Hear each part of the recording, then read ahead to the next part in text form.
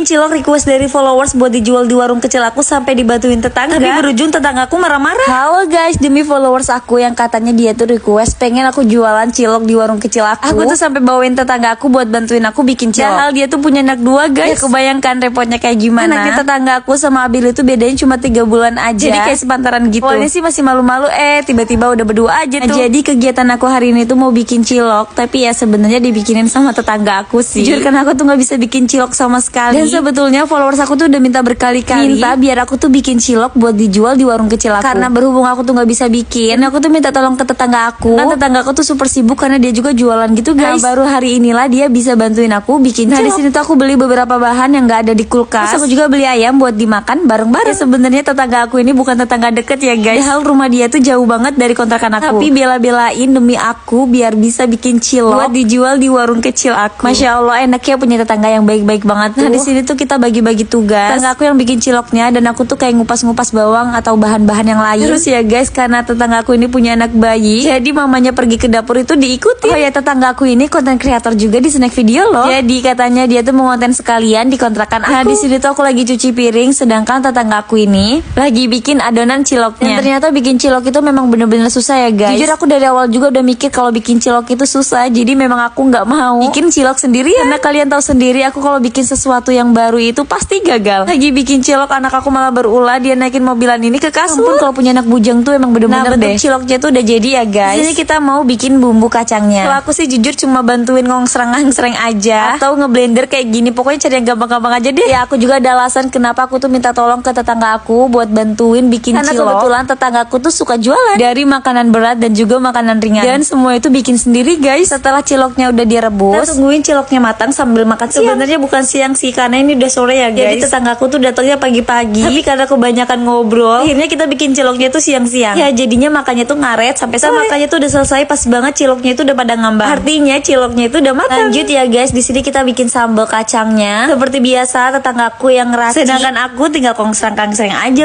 cilok dan sambal kacangnya udah matang, langsung aja kita cobain. Gak lupa dikasih kecap sama saus biar lebih mantul. Dan rasanya tuh bener-bener enak banget guys. Ini mah udah cocok banget buat dijual di warung kecil aku. Pas kita lagi makan cilok, kita tuh keinget sama anak kita, kok nggak ada suaranya dan anteng banget. Pas disamperin ternyata mereka lagi mandi air sampah guys. Bahkan nggak cuma mandi aja, mereka tuh sampai minum air ini. Dan di sini tuh anak tetangga aku langsung dimandiin dan disuapin. Tapi namanya juga mama gitu ya. Nguapinnya tuh sambil ngomel-ngomel. Anak tetangga aku udah mandi, kalau Abil mah ya ampun, malah lanjut main air. Dan lebih parah lagi, anak tetangga aku yang udah mandi malah main air lagi sama Abil. Ya berujung tetangga aku ini marah-marah guys. Dan saat itu juga langsung pulang.